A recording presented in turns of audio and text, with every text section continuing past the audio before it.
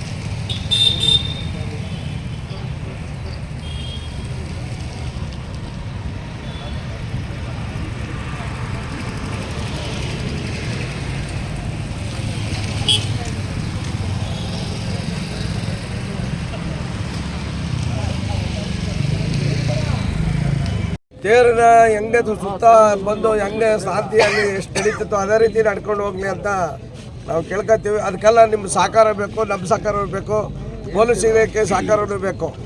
ಈ ಎಲ್ಲನೂ ಬಿಟ್ಟು ಈ ವರ್ಷ ಯಾಕೆ ನಾನು ಅಂದ್ಕೊಂಡು ಮೊದಲಿಂದಲೂ ಹೆಂಗೆ ಬರ್ತಿತ್ತು, ಕಳಸಲ್ಲಿ ಬೇಡ ಅವರೇ ಮಾಡಲಿ, ಪ್ರಸಾದನ ತಹಸೀಲ್ದಾರೇ ಮಾಡಲಿ ಅಂತ ನಮ್ಮ MLA ಅವ್ರು ಹೇಳಿದರು. ಅದೇ ರೀತಿ ಮಾಡಿದರು. ಈ ವರ್ಷ ಮಾಡಲಿ, ಯಾಕೆ ಆ ಬಟ್ಟೆ ಈ ಬಟ್ಟೆ ಯಾಕೆ ಹಿಂಗೆ ಮಾಡಬೇಕು, ಬದಲಾವಣೆ ಯಾಕೆ ಮಾಡಬೇಕು, ಇದರಲ್ಲೂ ರಾಜಕೀಯ ಮಾಡ್ಬೇಕಾ? ಇಲ್ಲಿ ಏನಾಗಿದೆ ಅಂತಂದ್ರೆ ಸರ್ ನೋಡಿ, ಇಲ್ಲಿ ನಗರ ಜನತೆಗಳು ಶಾಂತಿ ಪ್ರಿಯರು, ಯಾವತ್ತೂ ಶಾಂತಿ ಬಿಟ್ಟು ಯಾರು ಹೋಗೋರಲ್ಲ. ಈ 3 ದಿನದಲ್ಲೇ ಬಟ್ಟೆದು ಇದಾದ್ಮೇಲೆ ತಹಸೀಲ್ದಾರ್ ಹತ್ರ ಎಲ್ಲ ಮಾತಾಡಿ ತಹಸೀಲ್ದಾರ್ ಒಪ್ಕೊಂಡು ಸುಮ್ಮನಾಗಿದ್ರು. ಇವತ್ತು ನಾಳೆ ಐತೆ ಅಂದ್ಬಿಟ್ಟು ಇವತ್ತು ಇಲ್ಲ, ಯಾರು ಅಬ್ಜೆಕ್ಷನ್ ಹಾಕಿಲ್ಲ, ಹೊಸ ತೆಗ್ದಾಕಿ ಅಂತ ಯಾರು ಹಾಕಿಲ್ಲ, ಯಾರು ಒತ್ತಡನೂ ಹಾಕಿಲ್ಲ, ಏನಿಲ್ಲ. ಈಗ ಇದ್ದಕ್ಕಿದ್ದಾಗೆ ಬಂದ್ಬಿಟ್ಟು ಈ ರೀತಿ ಮಾಡ್ತಾ ಇದ್ದಾರೆ ಅಂದ್ರೆ ಇದು ಯಾವ ಉದ್ದೇಶ ಇಟ್ಕೊಂಡು ಮಾಡ್ತಿದ್ದಾರೆ? ಏನು ಶಾಂತಿ ನೆಲೆಸೋದು ಬೇಡ ಹೊಳೆನರಸೀಪುರದಲ್ಲಿ? ಏನು ಗಲಾಟೆನೇ ಆಗಬೇಕು? ಇದಕ್ಕೆ ಏನಾದರೂ ಮುಂದೆ ಹೆಚ್ಚು ಕಡಿಮೆ ಆಯಿತು ಅಂದರೆ ಜಿಲ್ಲಾ ತಹಸೀಲ್ದಾರು ನೇರವಾಗಿ ಹೊಣೆ ಆಯ್ತಾರೆ, ಮತ್ತು ಜಿಲ್ಲಾಡಳಿತ ಹೊಣೆ ಆಯ್ತಾರೆ. ಅವ್ರು ಹೇಳ್ತಾರೆ, ತಹಸೀಲ್ದಾರ್ ಹೇಳ್ತಾರೆ ನಮಗೆ ಜಿಲ್ಲಾಡಳಿತ DC ಅವರು ಆರ್ಡರ್ ಆಗಿದೆ, DC ಅವ್ರ ಆರ್ಡರ್ ಪ್ರಕಾರ ನಾವು ನಡೆಸ್ಕೊತೀನಿ ಅಂತಾರೆ.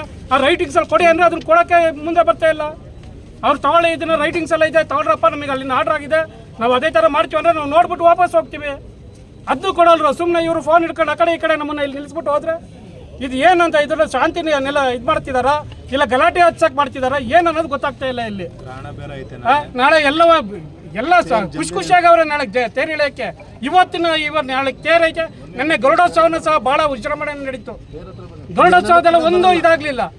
ಇದನ್ನ ಏನಕ್ಕೆ ಹಿಂಗೆ ಮಾಡ್ತಿದ್ದಾರೆ? ಇದು ಪ್ರತಿಷ್ಠೆ ಬಿಡ್ಬೇಕು. ಯಾರಾದ್ರೂ ಯಾರು ಪ್ರತಿಷ್ಠೆ ತಾಳಕ್ಕೆ ಹೋಗ್ಬಾರ್ದು. ಇದು ಊರಿನ ಕೆಲಸ. ಇದು ಮಾಡ್ತೀರಾ, ಮುಂದಿನ ಸರಿ ಯಾರಾದರೂ ಸರಿ ದೇಣಿಗೆ ಕೊಡಿ, ಹೊಸ ಬಟ್ಟೆ ಎಲ್ಲ ಚೆನ್ನಾಗೆ ಹೊಲಿಸಿ, 3 ತಿಂಗಳು ಟೈಮ್ ತಗೊಂಡು ಹೊಲಿಸಿ ಮಾಡಿ. ಈಗ ಕಟ್ಟಿದಾರಲ್ಲ ಅದ್ರ ಮೇಲೆ 1 ಲಕ್ಷದ ಹಾಕ್ತೀರಾ, 5 ಲಕ್ಷದ ಹಾಕಿದ್ದೀರಾ, 10 ಲಕ್ಷದ ಹಾಕ್ತೀರಾ. ಕಟ್ಟಿರೋ ಬಟ್ಟೆ ಮೇಲೆ ಹೂ ಹಾಕಿ ಬೇಡ ಅಂದವ್ರು ಯಾರು? ಬಟ್ಟೆ ಬಿಚ್ಚಿಬಿಟ್ಟು ಹೂ ಹಾಕಂತ ಅವಶ್ಯಕತೆ ಏನಿದೆ? ಇದೇನು ಸೂಚಿಸುತ್ತೆ? ಇದು ದಯವಿಟ್ಟು ಇದನ್ನ ಅರ್ಥ ಮಾಡ್ಕೋಬೇಕು. ಇದು ಯಾವ ರೀತಿ ನಡೀತಿದೆ, ಯಾರು ಕುಮ್ಮಕ್ಕಿಂದ ನಡೀತಿದೆ, ಏನು ಅನ್ನೋದು ಅರ್ಥ ಮಾಡ್ಕೋಬೇಕು ದಯವಿಟ್ಟು. ಇಲ್ಲಿ ಎಲ್ಲ ಯಾರು ದಡ್ರಿಲ್ಲ, ಇಲ್ಲಿ ಜನಗಳು ಎಲ್ಲ ಬುದ್ಧಿವಂತರಿದ್ದಾರೆ. ದಯವಿಟ್ಟು ಈ ಮುಂದಕ್ಕೆ ಹೋಗ್ದಂಗೆ ಇದನ್ನ ಶಾಂತಿ ಸುವ್ಯವಸ್ಥೆ ಕಾಪಾಡ್ಕೊಂಡು ಹೋಗಿ ಅಂತ ನಾವು ಕೇಳ್ಕೊಳ್ತೀವಿ. ದಿನಾಂಕ 3/3/2026 ಶ್ರೀ ಲಕ್ಷ್ಮೀ ನರಸಿಂಹಸ್ವಾಮಿ ದೇವಸ್ಥಾನದ ರಥೋತ್ಸವ ನಡೀತಾ ಇದೆ. ರಥೋತ್ಸವಕ್ಕೆ ಬಟ್ಟೆ ವಿಚಾರದಲ್ಲಿ ಸ್ವಲ್ಪ ಗೊಂದಲ ಇದ್ದು, ಈ ಬಗ್ಗೆ ಜಿಲ್ಲಾ ಮಟ್ಟದ ಜಿಲ್ಲಾಡಳಿತವು ಸ್ಪಷ್ಟವಾಗಿ ಒಂದು ತೀರ್ಮಾನ ನಮಗೆ ಕೊಟ್ಟಿದೆ. ಏನಂದರೆ ಹಳೆ ಬಟ್ಟೆನೂ ಇಲ್ಲ, ಹೊಸ ಬಟ್ಟೆನೂ ಇಲ್ಲ. ಹೂವಿನ ಅಲಂಕಾರದಲ್ಲಿ ಶ್ರೀ ಲಕ್ಷ್ಮೀ ನರಸಿಂಹಸ್ವಾಮಿಯ ರಥೋತ್ಸವವನ್ನು ಉತ್ತಮ ರೀತಿಯಲ್ಲಿ ನಡೆಸಲು ಸಹಕರಿಸಬೇಕು ಅಂತೇಳಿ ನಿಮ್ಮೆಲ್ಲರಲ್ಲೂ ಮನವಿಯನ್ನು ಮಾಡ್ತೀನಿ. ಇದರಲ್ಲಿ ಯಾವುದೂ ಗೊಂದಲ ಇಲ್ಲ. ಜಿಲ್ಲಾಡಳಿತ ತೀರ್ಮಾನ ಇದು, ತಾಲೂಕಾ ತೀರ್ಮಾನ ಅಲ್ಲ, ಜಿಲ್ಲಾಡಳಿತ ತೀರ್ಮಾನ. ಜಿಲ್ಲಾಡಳಿತ ಸ್ಪಷ್ಟವಾದ ತೀರ್ಮಾನ ನಮ್ಗೆ ಕೊಟ್ಟಿದ್ದಾರೆ. ನಾಳೆ 1 ಗಂಟೆಯಿಂದ 6 ಗಂಟೆವರೆಗೂ ಗ್ರಹಣ ಇರೋದ್ರಿಂದ ದೇವಸ್ಥಾನದ, ಹಾಗಾಗಿ ಎಲ್ಲ ಭಕ್ತರು ಹೆಚ್ಚಿನ ಸಂಖ್ಯೆಯಲ್ಲಿ ಭಾಗವಹಿಸಿ ದೇವರ ದರ್ಶನ ಮಾಡ್ಕೋಬೇಕು ಮತ್ತು ಸಹಕರಿಸಬೇಕು ಅಂತೇಳಿ ಮನವಿ ಮಾಡ್ತೀವಿ. ಕಮಿಟಿಗೆ ತೀರ್ಮಾನ ಮಾಡೋಕ್ಕೆ ಅಧಿಕಾರ ಇಲ್ವಾ? ಮತ್ತು ಯಾಕೆ ಕರಿತೀರಿ ನೀವು? ಪೂರ್ವಭಾವಿ ಸಭೆನ ಯಾಕೆ ಕರಿತೀರಿ?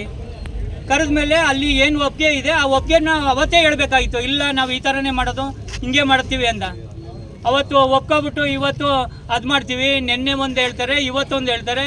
ತಹಸೀಲ್ದಾರರು ಏನು ಆದೇಶ ಕೊಡ್ರಿ, DC ಆದೇಶ ಆಗಿದೆ ಅಂತಾರೆ ಬಟ್ಟೆ ತೆಗಿಯೋಕ್ಕೆ, ಅಲಂಕಾರ ಮಾಡೋಕ್ಕೆ. ಈ ಆದೇಶ ಕೊಡಿ ಅಂದರೆ ಇಲ್ಲ. ಅದಕ್ಕೆ ನಾವು ಅದೇನು ಆದೇಶ ಕೊಡೋವರೆಗೂ ಇಲ್ಲೇ ಇರ್ತೀವಿ. ಬಟ್ಟೆ ಇನ್ನು ಏನು ಮಾಡಬೇಕು, ಹೊಸ ಬಟ್ಟೆ ಹಾಕ್ತೀರಾ, ಏನು ಅಲಂಕಾರ ಮಾಡ್ತೀರಾ, ಅದೇನು ಆದೇಶ ಆಗಿದೆ, DC ಆಗಿದೆಯಾ, ಯಾರು ಆದೇಶ ಮಾಡಿದ್ರೆ ಅದು ಆದೇಶ ಕೊಡಿ. ಮುಂದಿನ ಶಾಸಕರು ಗಮನಕ್ಕೆ ತಗೊಂಬಂದಿದ್ದೀರಾ? ತಗೊಂಬಂದಿಲ್ಲ. ಶಾಸಕರಿಗೆ ಹಂಗಾದ್ರೆ ಬೆಲೆನೇ ಇಲ್ವಾ? ಕಮಿಟಿಗೆ ಬೆಲೆ ಇಲ್ವಾ? ಮಾಡಲಿ, ಅದು ಎಲ್ಲಿವರೆಗೆ ಮಾಡ್ತಾರೆ ಮಾಡಲಿ, ನೋಡೋಣ. ಕಳೆದ 20 ವರ್ಷದಿಂದ ಏನು ಈ ಹೊಳೆನ್ಸ್ಪುರದಲ್ಲಿ ಜಾತ್ರಾ ಮಹೋತ್ಸವ ನಡೀತಾ ಇತ್ತು. ಭಾಳ ಅದ್ದೂರಿಯಾಗಿ ಚೆನ್ನಾಗಿ ಎಲ್ಲ ಭಕ್ತಾದಿಗಳು ತಾಲೂಕಿನಾದ್ಯಂತ ಬೇರೆ ಬೇರೆ ಜಿಲ್ಲೆಗಳಿಂದ ಬಂದು ಈ ಪೂಜೆ ಇದರಲ್ಲಿ ಭಾಗಿಯಾಗಿ ಪೂಜೆ ಪುರಸ್ಕಾರಗಳನ್ನ ಮಾಡ್ಕೊಂಡು ಹೋಗ್ತಾ ಇರ್ತಕ್ಕಂಥದ್ದು ಚೆನ್ನಾಗಿತ್ತು. ಆಮೇಲೆ ಪ್ರಸಾದ ವಿನಿಯೋಗಗಳನ್ನು ಚೆನ್ನಾಗಿ ನಡ್ಕೊಂಡು ಹೋಗ್ತಾ ಇತ್ತು. ಈಗ ಇದಕ್ಕಿದ್ದಾಗೆ ಕಳೆದ ಈ ಮೀಟಿಂಗಲ್ಲಿ ಶಾಸಕರು ಏನು ತೀರ್ಮಾನ ಮಾಡಿದರು, ಶಾಸಕರೇ ಇದಕ್ಕೆ ಅಧ್ಯಕ್ಷರು. ಏನು ಮುದ್ರಾಯಿ ಇದಕ್ಕೇ ಶಾಸಕರು ಏನು ತೀರ್ಮಾನ ಮಾಡಿದಾರೋ, ಆಡಳಿತಾಧಿಕಾರಿ ತಹಸೀಲ್ದಾರ್ ಇರ್ಬೋದು, ಮತ್ತು ಅದಕ್ಕೆ ಸಂಬಂಧಪಟ್ಟಂಥ ಅಧಿಕಾರಿಗಳಿರ್ತಾರೆ, ಅವರೆಲ್ಲ ಅವತ್ತು ತೀರ್ಮಾನ ಮಾಡಿದ್ದಾರೆ. ಏನು ಹಳೆ ಏನಿತ್ತು ಬಟ್ಟೆ ಅದನ್ನೇ ನಾವು ಮುಂದುವರ್ಸ್ಕೊಂಡು ಹೋಗೋಣ. ಮುಂದಿನ ವರ್ಷದಲ್ಲಿ ಬೇರೆ ಏನು ಎಲ್ಲ ಕಮಿಟಿ ಏನು ತೀರ್ಮಾನ ಮಾಡುತ್ತೋ ಅದರಂತೆ ನಾವು ನಡ್ಸ್ಕೊಂಡು ಹೋಗೋಣ ಅಂತೇಳಿ ಅವತ್ತು ತೀರ್ಮಾನ ಆದಮೇಲೆ ಏಕಾಏಕಿ ಈಗ 3 ದಿವಸದಿಂದ ಈ ಒಂದು ಇದನ್ನು ನಡೀತಾ ಇದೆ. ಇದರಲ್ಲಿ ತಾಲೂಕು ಆಡಳಿತಾಧಿಕಾರಿಗಳದ್ದು ಕೈವಾಡ ಇದೆ ಅಂತೇಳಿ ನಾವು ಖಂಡಿತವಾಗಿ ಹೇಳ್ತೀವಿ. ಪೊಲೀಸ್ ಇಲಾಖೆಯನ್ನು ಬಳಸ್ಕೊಂಡು ಈ ಶಾಂತಿಯಿಂದ ಹೊಳೆನ್ಸ್ಪುರದಲ್ಲಿ 20-25 ವರ್ಷದಿಂದ ಶಾಂತಿಯಿಂದ ಈ ಜಾತ್ರೆ ಮಹೋತ್ಸವ ನಡ್ಕೊಂಡು ಹೋಗ್ತಾ ಇತ್ತು. ಆದರೆ ಈ ವರ್ಷದಲ್ಲಿ ಇದು ಯಾಕೆ ಈ ಥರ ಆಗ್ತು? ಇದರಲ್ಲಿ ಯಾರು ಕೈವಾಡ ಇದೆ? ಯಾಕೆ ಈ ಥರ ಮಾಡ್ತಾ ಇದ್ದಾರೆ? ಪೂಜೆ ಪುರಸ್ಕಾರಗಳನ್ನ ಮಾಡಬಾರ್ದಾ? ಶಾಂತಿಯಿಂದ ಈ ತಾಲೂಕಿನ ಜನ ಇರಬಾರ್ದಾ? ಯಾಕೆ ಈ ಶಾಂತಿಯನ್ನು ಕದಡ್ತಕ್ಕಂಥ ಕೆಲಸವನ್ನು ಮಾಡ್ತಾ ಇದ್ದಾರೆ? ಇದಕ್ಕೆ ಆಡಳಿತಾಧಿಕಾರಿ ತಹಸೀಲ್ದಾರೇ ಹೊಣೆ ಅಂತೇಳಿ ನಾವು ಮುಂದೆ ಏನೇ ಅನಾಹುತಗಳಾದರೂ ಕೂಡ ತಹಸೀಲ್ದಾರೇ ಹೊಣೆ ಅಂತೇಳಿ ನಾವು ಖಂಡಿತವಾಗಿ ಹೇಳ್ತೀವಿ. ಅದ್ರಲ್ಲಿ ಏನೇ ಆದರೂ ಸರಿ ಅವರೇ ಹೊಣೆಗಾರರು ಅಂತೇಳಿ ನಾವು ಹೇಳ್ತೀವಿ.